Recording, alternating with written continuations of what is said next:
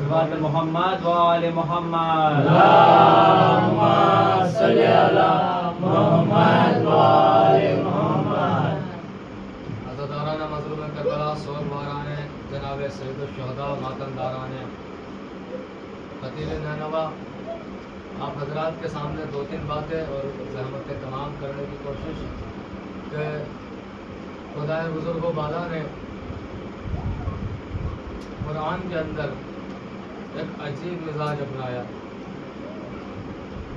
جہاں اس نے کہا کہ آدم، یہ ہم بات کر چکے ہیں مختصر کرنے کے لیے، جہاں کہا کہ آدم نبوت تب تک نہیں دوں گا جب تک کہ محمد کو نہ مانو گے، اگر محمد کو نہ مانا تو آدم صفی اللہ نہیں بنے، اگر محمد کو نہ مانا تو نوح نجی اللہ نہیں بنے، اگر آخری نبی کو نہیں مانا تو ابراہیم خلیل اللہ نہیں بنے، آخری نبی کو نہیں مانا تو موسیٰ کلیم اللہ نہیں بنے، اگر آخری نبی کو نہ مانا جائے تو عیسیٰ روح اللہ نہ بنے۔ یعنی ان سب کو کہا گیا جب تک کہ یہ نہ مانو گے تب تک تمہاری نبوت بیکار، لیکن عجیب مزاج اپنایا اور کہا یا ایھا الرسول بلغ، اے رسول پہنچا دو۔ پورے قرآن کے اندر آپ جا کے دیکھیے بلغ ایک ہی لفظ آیا ہے، جا کے سرچ کیجیے آپ، پورے قرآن کے اندر بلغ ایک ہی مرتبہ آیا ہے، تبلیغ آیا ہوگا کہیں، بلاغ آیا ہوگا، مجھے نہیں معلوم ہے جاہل انسان، لیکن میں نے جتنا مطالعہ کیا کہ بلغ ایک ہی مرتبہ آیا، اور آیا بھی مولا علی کے لیے ہے، اور اس علی کے لیے پیغمبر اسلام نے کیا کہا، زینوا مجالسکم بذکر علی ابن ابی طالب لأن ذکرہ ذکری وذکری ذکر اللہ وذکر اللہ العبادہ، کہ میرا ذکر اللہ کا ذکر ہے، علی کے ذکر سے اپنی محفلوں کو سجاؤ، اپنی مجلسوں کو زینت دو، کیونکہ علی کا ذکر میرا ذکر ہے، میرا ذکر اللہ کا ذکر ہے، اور اللہ کا ذکر عبادت ہے۔ تو ہم یہاں پر شرک نہیں کر رہے ہیں، اللہ کی عبادت کر رہے ہیں، ہم یہاں شرک کرنے نہیں آئے ہیں کہ ہم غیر اللہ کی باتیں کرنے نہیں آئے ہیں، ہم اللہ کا ذکر کرنے کے لیے یہاں پر آئے ہیں۔ اب عزیزان محترم، چونکہ امام کے حوالے سے مجلس ہے، چوتھے امام کے حوالے سے مجلس ہے، لہذا ان کا نام بھی علی ہے، لہذا ہم نے سوچا کہ یہی حدیث اور یہی موضوع رکھا جائے کہ ایک علی کی زبان سے ہی پتہ چلے کہ علی کیا ہے۔ دیکھیے خدا بھی علی ہے، علی بھی علی ہے، سجاد بھی علی ہے، اس سے بہتر مجلس کا کیا نقطہ ہو سکتا تھا؟ تو خدا بھی علی ہے نا، علی خدا نہیں ہے مگر خدا علی ہے، کیونکہ اللہ نے کیا کہا کہ دیکھو اس بچے کا نام علی رکھنا، اس بچے کا نام علی رکھنا، کیونکہ علی نام ہے۔ اور سنیے امام سید سجاد ہیں کون؟ امام سید سجاد وہ ہیں جو علی کے بعد سلسلہ امامت میں دوسرا علی ہے، اس سے پہلے حسن گزرے، اس علی سے پہلے حسین گزرے، مگر علی ایک ہی گزرا، محمد ایک ہی گزرا، علی ایک ہی گزرا۔ تو کہا یہ وہ ہے کہ جو علی کے بعد دوسرا علی ہے، اگر وہ علی نہ ہوتا تو یہ پہلا علی تھا، یہ پہلا علی تھا۔ دیکھیے اللہ نے آپ کی ہدایت کے لیے، میری ہدایت کے لیے تین نظام بنائے۔ اللہ نے کہا نبوت رکھوں گا، نبیوں کو بھیجا۔ اللہ نے کہا امامت رکھوں گا، اماموں کو بھیجا۔ اللہ نے کہا قرآن رکھوں گا، ہادی بناؤں گا، نبیوں کو ہادی بنایا گیا، اماموں کو ہادی بنایا گیا، قرآن کو ہادی بنایا گیا۔ اس کا مطلب یہ ہوا نبی بھی ہدایت کے لیے آئے، امام بھی ہدایت کے لیے آئے، اور قرآن بھی ہدایت کے لیے آیا۔ مگر ایک نظام بتا دوں، سنیے، جب ایک جگہ پر ایک زمانے میں دو ہادی ہوتے ہیں، ایک خاموش رہتا ہے، دوسرا بولتا رہتا ہے، ایک خاموش رہتا ہے، دوسرا بولتا رہتا ہے۔ جب تک کہ موسیٰ بول رہے تھے ہارون خاموش تھے، جب تک محمد بول رہے تھے علی خاموش تھے، جب علی بولے حسن خاموش، جب حسن بولے حسین خاموش، جب حسین بولے سجاد خاموش، جب سجاد بولے باقر خاموش، جب باقر بولے جعفر خاموش، جب جعفر بولے موسیٰ کاظم خاموش، جب کاظم بولے علی رضا خاموش، جب علی رضا بولے محمد تقی خاموش، جب محمد تقی بولے علی نقی خاموش، جب علی نقی بولے، جب علی نقی نے بولے تو امام حسن عسکری خاموش، جب امام حسن عسکری بولے ہمارے زمانے کا آخری امام خاموش، لیکن نظام بدلا، جب آخری امام بولے گا قرآن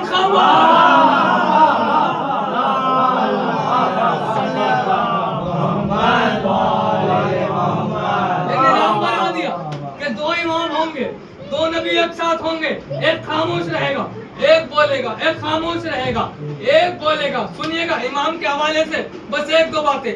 امام کا کم سنی کا عالم، بچپنے کا عالم امام کا۔ امام نکل رہے ہیں، امام جا رہے ہیں، معلوم ہے کہاں جا رہے ہیں؟ سفر حج کے لیے عازم ہوئے ہیں، سفر حج کرنے جا رہے ہیں۔ ایک ابراہیم نامی شخص نے دیکھا کہ ایک بچہ بالکل چھوٹا بھی نہیں، نوجوان بھی نہیں، درمیانی 10-12 سال کے آس پاس عمر رہی ہو، یہ چیزیں ہمیں کم ملتی ہیں سننے کو۔ ہم نے امام کو کربلا کے بعد سنا، تو ایک روایت یہ بھی سنیے، امام کا کم سنی کا عالم 12-15 سال میں مانتا ہوں، زیادہ عمر نہیں ہوگی، 10-12 سال عمر ہوگی۔ امام جا رہے ہیں خانہ کعبہ کی جانب حج کرنے کے لیے، ساتھ میں کوئی سواری نہیں، ساتھ میں کوئی سامان نہیں، یکو تنہا ہے بالکل۔ ابراہیم نامی شخص آیا، اسے آنے کے بعد کہا، اے بچے تم پر سلام۔ ایسے ہی کہا، دیکھیے ادھر دھیان نہیں جانا چاہیے آپ کا۔ ایسا ہی ہوا تھا، حسینیت کو دبانے کے لیے اذانیں دی گئی تھی دربار میں کہ سجاد کی آواز دب جائے، زینب کی آواز دب جائے، یہ بھی دور حاضر کے یزید ہیں۔ اب مجھے نہیں پتا کون سے ابلیس نے بھیجا ہے ان کو، کون سے یزید نے بھیجا ہے، لیکن جہاں پر بھی حق کی آواز دبائی جائے، سمجھو شام کا دربار ہے، حکم یزید سے دبائی جا رہی ہے، حکم یزید سے آواز دبائی جا رہی ہے۔ سنیے گا، ابراہیم نامی شخص نے دیکھا ایک بچہ، کون ہے؟ امام۔ کہا، اے بچوں تم پر سلام۔ امام نے کہا، ابراہیم آپ پر بھی ہمارا سلام۔ جیسے کہا، ارے تم مجھے جانتے ہو؟ کہاں، میں آپ کو جانتا ہوں۔ ابراہیم نے پوچھا، بتاؤ تمہاری سواری کہاں ہے، بتاؤ تمہارا سامان کہاں ہے، بتاؤ تمہاری منزل کیا ہے۔ فکرہ سنو امام کم سنی کے عالم میں، امام نے کیا جواب دیا؟ میرے قدم میری سواری، میرے قدم میری سواری کا، تمہارا سامان کہاں ہے؟ کہ میرا تقویٰ میرا سامان۔ کہ تمہاری منزل کیا ہے؟ کہ خدا سے ملاقات، خدا سے ملاقات، خدا سے ملاقات۔ ابراہیم نے دوسرے مجمع کو دیکھا اور کہا، سنو یہ ضرور خاندان رسالت سے ہے۔ کہ کیوں؟ کیونکہ ہم لوگ حج کرنے جا رہے ہیں، یہ خدا سے ملاقات کرنے جا رہے ہیں۔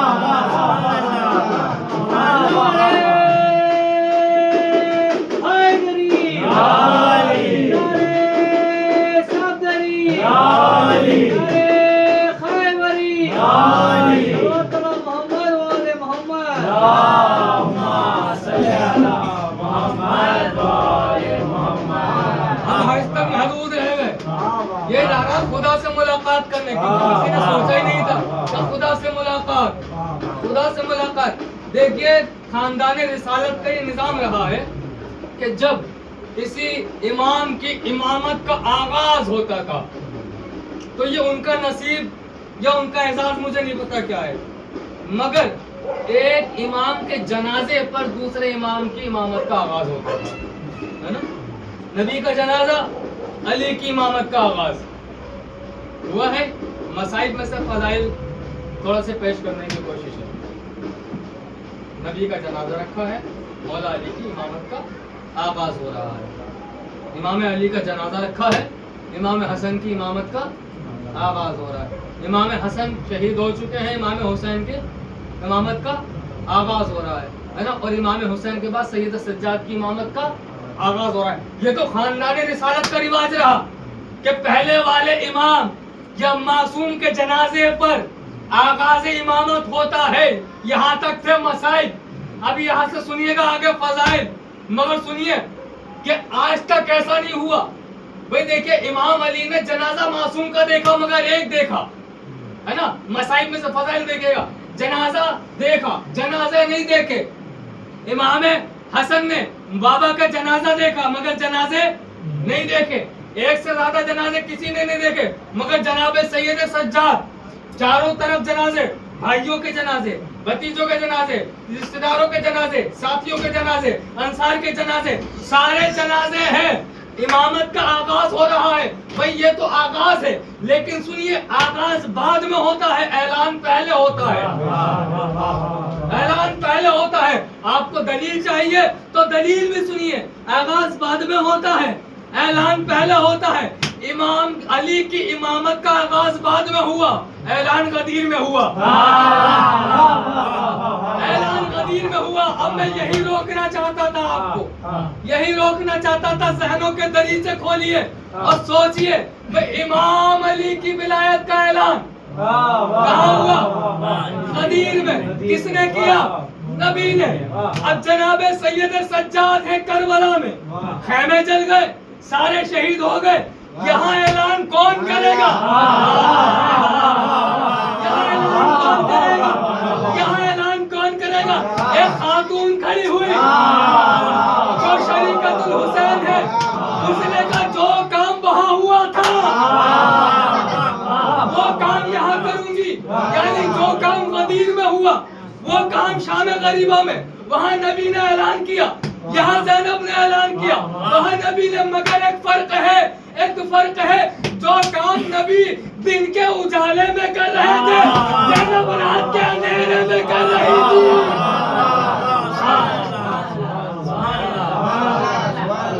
زینب رات کے اندھیرے میں وہ کام کر رہی تھی جو نبی دن کے اجالے میں کر رہے تھے, وہ کام کر رہی تھی. اب عزیزو کام ہو گیا, اعلان ہو گیا, امامت شروع ہو گئی شام غریبہ سے. امامت شروع ہوئی شام غریبہ سے, سلسلہ آگے بڑھا. یہ بتائیے آپ جناب زینب کو کیا کہتے ہیں؟ عالمہ ہے غیر معلمہ. عالمہ یعنی جاننے والی, غیر معلمہ یعنی جس نے کسی سے کچھ نہ سیکھا ہو. عالمہ غیر معلمہ جس نے کسی سے کچھ نہ سیکھا ہو. بس یہ یاد رہے کہ جناب زینب وہ ہیں جس نے کسی سے کچھ نہیں سیکھا, یہ یاد رہے. ایک منظر یہ ہو گیا. اب دوسرا منظر دیکھیے مصائب کا, اس میں سے فضائل دیکھیے. خیمے جل رہے ہیں, ارے آگ لگ چکی ہے, سب لوگ باہر آ گئے, مگر جناب چوتھے امام بے ہوش ہیں, ہے نا, غش میں ہیں. ان کو بچانے کون گیا ہے؟ جناب زینب بچانے گئی ہیں. جانے کے بعد کیا سوال کیا کہ بیٹا سجاد تم امام ہو, بتاؤ یہی مر جائیں یا باہر چلیں؟ یہی سوال ہے نا, یہ سنتے ہیں آپ. بیٹا سجاد یہیں چل کر مر جائیں یا باہر چلیں؟ ابھی آپ نے کیا کہا تھا؟ آپ نے کہا تھا عالمہ غیر معلمہ, وہ جس کو پوچھنے کی ضرورت نہیں پڑتی. یہاں امام سید سجاد سے کیوں پوچھ رہی ہیں؟ سوال تو یہ ہے نا, جس کو پوچھنے کی ضرورت نہیں ہے وہ کیوں پوچھ رہی ہیں؟ پوچھ کس سے رہی تھی؟ امام سے. کیوں پوچھ رہی تھی؟ کیونکہ یزید یہ سوچ رہا تھا امامت ختم ہو گئی, امامت مٹ چکی ہے, امامت ختم ہو گئی, امامت مٹ چکی ہے. زینب نے اپنے لیے نہیں پوچھا بلکہ پوچھ کے یزید کو بتایا, جس امامت کو مٹا رہا تھا, جس امامت کو ختم کر رہا تھا, دیکھ وہ زندہ ہے, بستر پہ بھی زندہ ہے, نوکے نیزہ پر بھی زندہ ہے.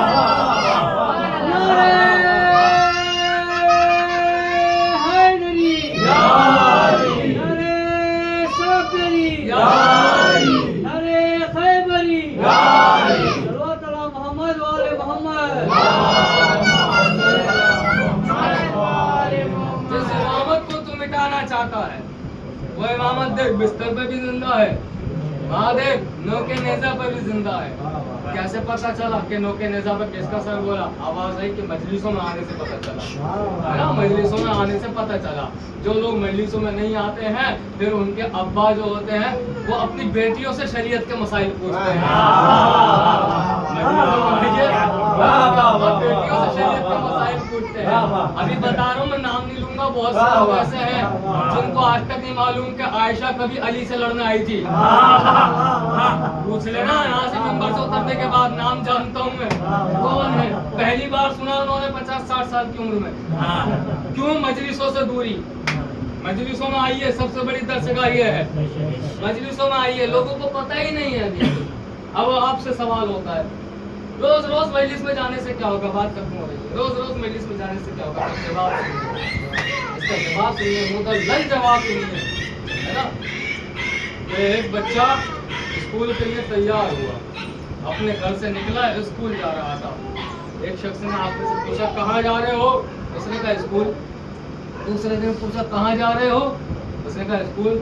تو انہوں نے کہا بھائی روز روز اسکول جانے سے کیا فائدہ؟ بولے وقت بتائے گا،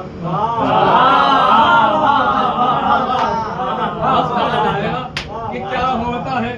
جب بھی بچہ بڑا ہونے لگا ایک دن مسئلہ یہ ہوا، یہ گئے پان کی دکان پر، پان کھا رہے تھے، وہاں تو کچھ زیادہ ہی علم ملتا ہے پان کی دکان پر، ہے نا، چائے کی دکانوں پر، پان کی دکان پر، ٹرین کے جنرل کوچ میں بہت علم ملتا ہے، نائی کی دکان پر، ان جگہوں پر بہت علم ملتا ہے۔ اس سے پتہ چلتا ہے کہ پرائم منسٹر کس کو بنایا جائے، کون صحیح تھا کون غلط تھا، یہ سب وہاں ملتا ہے۔ یونیورسٹی وغیرہ میں نہیں ملتا، سب جھوٹ ہے، یہ سب ایسی جگہوں پہ ملتا ہے۔ جب یہ پان کی دکان پر گئے تو انہوں نے ادھر پان رکھا منہ میں، اور جیسے پان رکھا سامنے والے نے ان سے کوئی تذکرہ شروع کر دیا۔ اچھا جب تذکرہ شروع کیا تو یہ ان کی بات سے متفق نہیں ہوئے، بولے نہیں نہیں ایسا نہیں، ایسا ہے، روز روز مجلس میں کیوں آتے ہو، سنو اس کا جواب سنو، روز روز مجلس میں کیوں آتے ہو۔ جب یہ بحث بڑھتی چلی گئی تو نوبت آ گئی ہاتھا پائی پر، اور ایک دوسرے کو یہ تو مارنے لگے۔ جب مارنے لگے لوگوں نے بیچ بچاؤ کیا، مگر جب مار پیٹ ہو جاتی ہے تو مسئلہ پولیس چوکی تک پہنچتا ہے، پولیس اسٹیشن تک پہنچتا ہے، تھانے تک پہنچتا ہے، کبھی کبھی عدالتوں تک پہنچ جاتا ہے نا، دشمنی بڑھتی چلی جاتی ہے۔ اب جب یہ دونوں وہاں پہنچے جہاں پولیس اسٹیشن تھا، وہاں پہنچے تو کرسی گھومی ہوئی تھی، بھائی آواز دی انسپکٹر صاحب ذرا ادھر دیکھیے، انہوں نے جب گھمائی تو وہی بچہ تھا، وہی بچہ تھا جس سے یہ روزانہ پوچھتے تھے روز اسکول جانے سے کیا فائدہ، روز اسکول جانے سے فائدہ کیا ہوگا، ہم سے نہ پوچھو روز مجلس میں آنے سے کیا فائدہ ہوگا، کل جنت میں دیکھ لینا۔ جواب کو مل کے محمد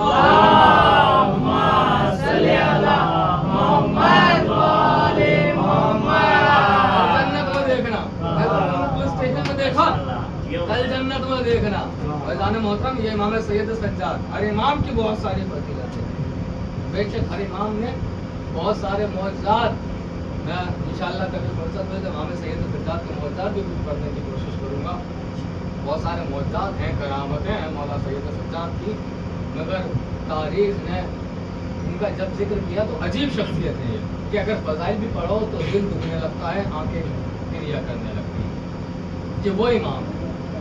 اگر ان کے فضائل بھی پڑھو تو آنکھوں سے آنسو گرنے لگتے ہیں کہ ہائے میرا مولا اتنا بہادر تھا، اتنا بہادر تھا۔ ایک روایت ملتی ہے، مجھے نہیں معلوم کیسی ہے، لیکن اکثر سنا کرتا ہوں، میں نے پڑھی نہیں ہے مگر اکثر سنا کرتا ہوں کہ امام سید سجاد بیمار کیسے ہوئے، بیمار کربلا کا لقب کیسے ملا، معلوم ہے؟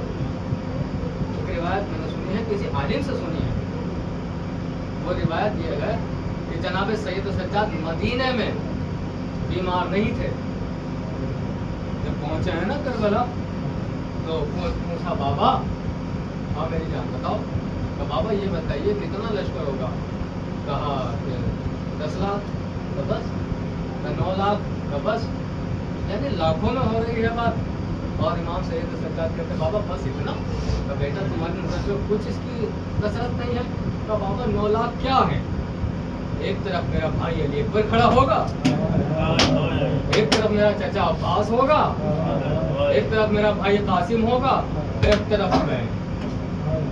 امام حسین نے کہا سب کو شہید ہونا ہے مگر سجاد کو نہیں ہونا، پروردگار کوئی مصلحت ایسی ہو کہ سجاد میدان میں نہ جائے۔ یہ روایت کہتی ہے کہ یہاں سے جناب سید سجاد کا لقب ہے بیمار کربلا۔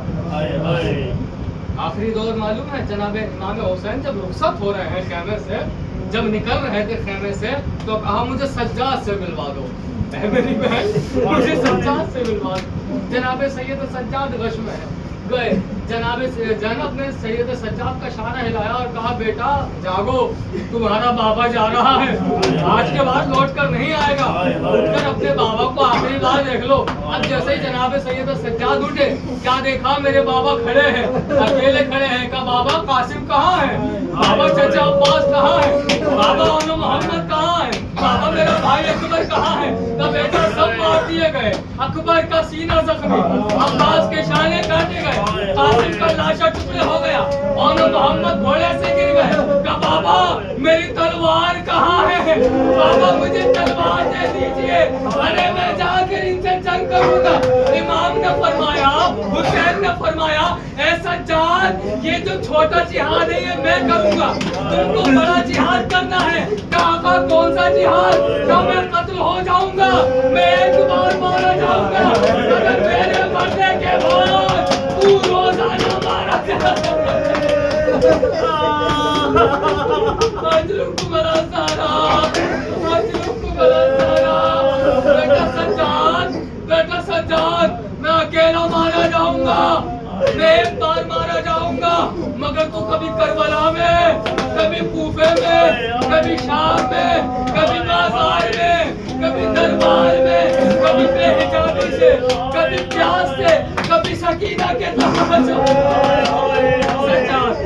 सज्जाद तुझे बहुत मरना है, तुझे बहुत मसाइल बर्दाश्त करने हैं।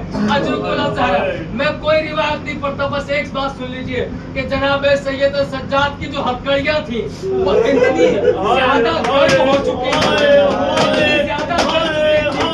रिवायत कहती है कि जब पहली मर्तबा जनाब सकीना पानी मयसर हुआ, सकीना ने पानी नहीं पिया, सकीना ने पानी नहीं पिया, अपने छोटे छोटे हाथों में पानी लिया, सज्जाद की हथकड़ियों में डाला और कहती है भैया अपनी प्यास बर्दाश्त है, मगर तेरे नखून मुझसे बर्दाश्त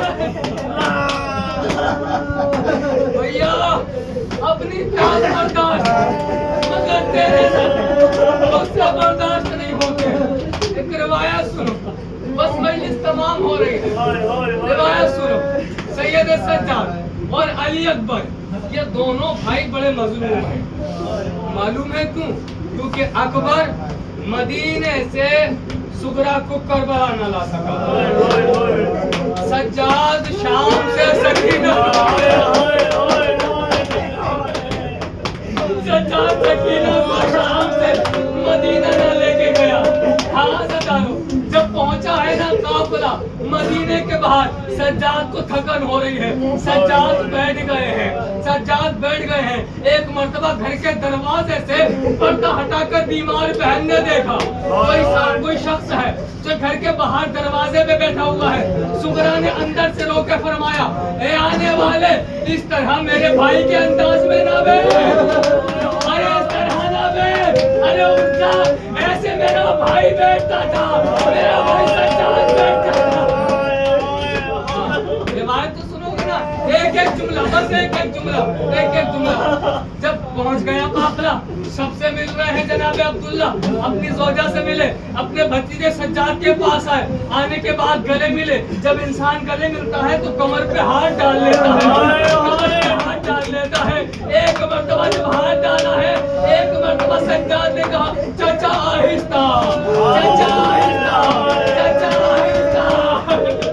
एक सवाल करूं, बहुत रो रहे हो, सज्जाद की मुसीबत सुन रहे हो,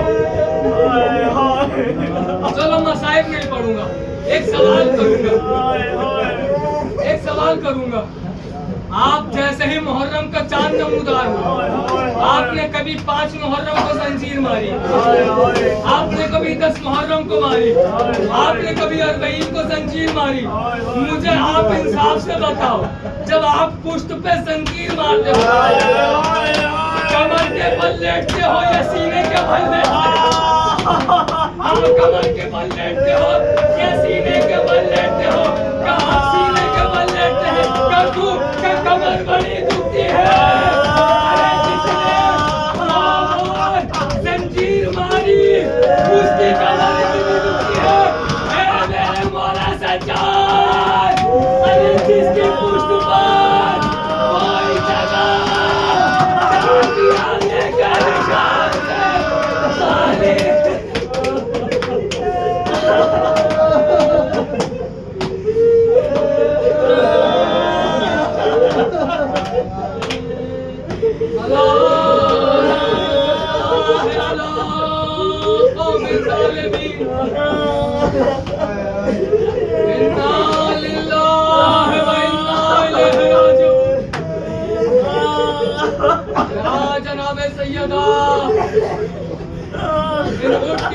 आवाजों पर रहम फरमाइए।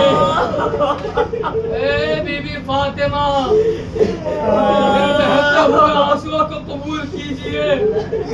या जनाबे सैयदा, हमें एहसास है जब आपके बच्चों की शहादत सुनने के बाद हमारा दिल फट जाता है। अरे आपने किस तरह से देखा होगा, आपकी निगाहों के सामने तीन का सूखा गला आपके बच्चे के गले पर शिवर सवार हो गया।